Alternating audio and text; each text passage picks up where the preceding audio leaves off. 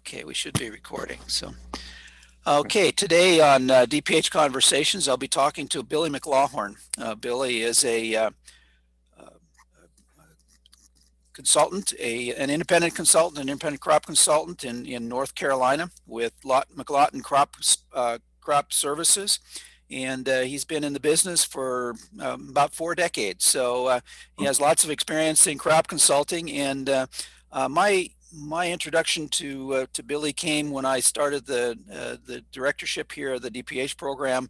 He was a supporter of getting the program started here at Nebraska, and I think also been a supporter of the program, the Doctor Plant Medicine program in Florida. So he knows the program, knows what the program's objectives are, and has a good feel for how these types of educational programs may fit and may benefit the industry. So the mission of the Doctor Plant Health Program is to educate plant practitioners who can more effectively deal with all aspects of the management of agricultural production systems that enhance sustainability. And so, Billy, how critical is the need for ag professionals with the type of practical, interdisciplinary type expertise and experience in today's ag? I mean, I think it's critical, and it gets more so all the time. I mean, even you were mentioning many years ago when we started talking about some of these types of programs. And through the time technology gets more and more involved. There are more and more questions, there are more and more answers available on the internet, and there needs to be more filtering of that information and understanding. And I think this is a major gap that your program is filling. Mm-hmm. It's helping these guys start years ahead of where they would be otherwise if they, Yeah, you talked about filtering. Is that one of the things that you kind of the service you provide to growers, really, to kind of filter the information and certainly collect and filter the information, the knowledge that they need to be making these decisions? Absolutely. Mm-hmm. As you know, there are answers everywhere. But to sort out what fits in what specific situation, it requires an understanding of the person you're advising, what their production system is, what the capabilities are, what the downside of making some of the choices are versus the upside.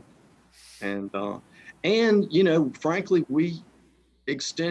retirement of a lot of the broad-based generalists is an issue. There's a generational gap to some extent that's developed, and it's making the world wide open for people that are 30-ish and have a broad-based knowledge. Mm-hmm.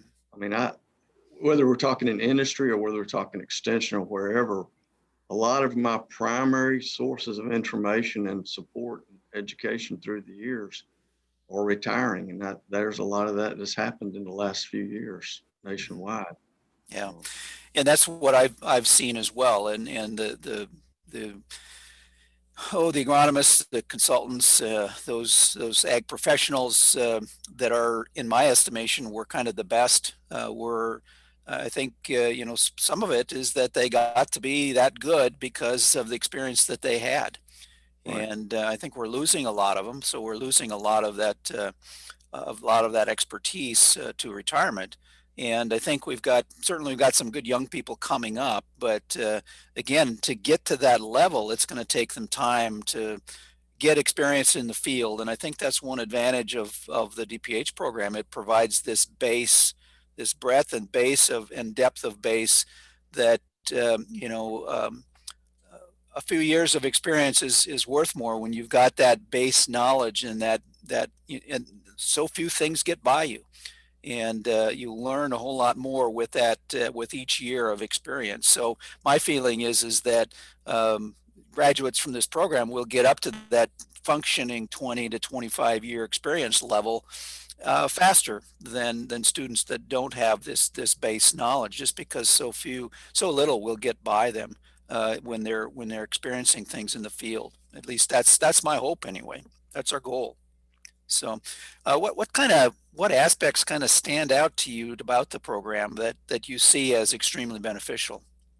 Well, the internships, mm-hmm. as far as that opportunity, and certainly the opportunity to work in labs, doing ID of pathogens and that kind of thing. But the broad base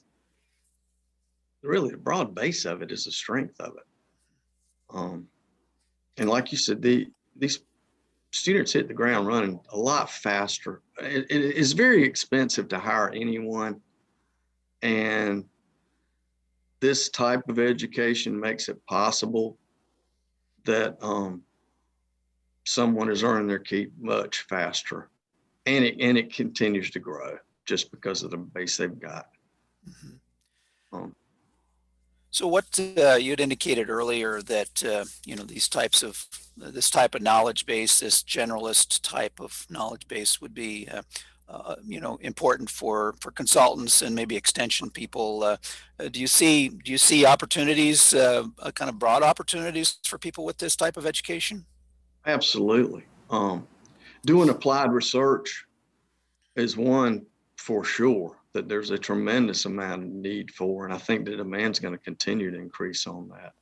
I think companies are going to be farming out more and more um, of the applied work, as they continue. But tech services people with either large distributorships in training programs for large, there again, distributorships, the basic manufacturers, some of our best tech services people are people with this type of degree. Mhm. Some out of the Florida program are people that we've grown to rely on really heavily. Mhm.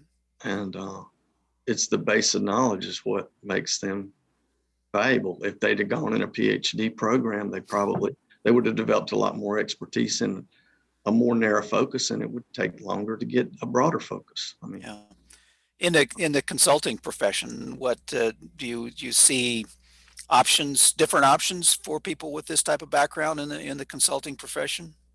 absolutely. They're they're positioned, you know, they're positioned to work in big consulting organizations where there is a need to train more people.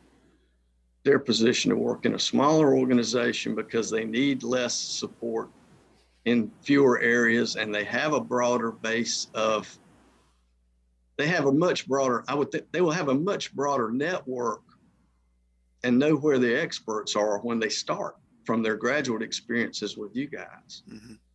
Um, so I don't, if they, and I think really having a lot of the science-based strength in soils and pathogens and things related to crop production really enhance their other capabilities. If they develop into management, they've got more time and more understanding and will learn those skills faster. Whether they're working on a big farming operation, which Yeah. that's an opportunity. Um, Yeah, one of the short monikers that I kind of talk about with the program is that we're all about taking science to the field, right. and we really want to base our education on building the science and building the base science so that rather than putting out you know rather than applying everything that's coming out, it's looking at that information, that new research that's coming out and seeing, okay, evaluating, okay, how do I apply it in this situation, and how can it be tweaked to make it work?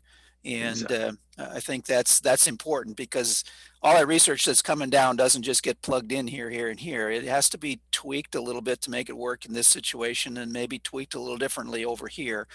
And I think having that understanding of the system does benefit the person and how they might be able to apply that knowledge base. So Yeah, and you develop totally new uses for things. I mean, exactly. that happens all the time. It happens Yeah. a lot with precision type technology because we Mhm. find out that what we thought were going to be the most valuable uses are not necessarily in this particular operation. So um, I agree with you totally. Yeah. So you've spent your career as an independent crop consultant.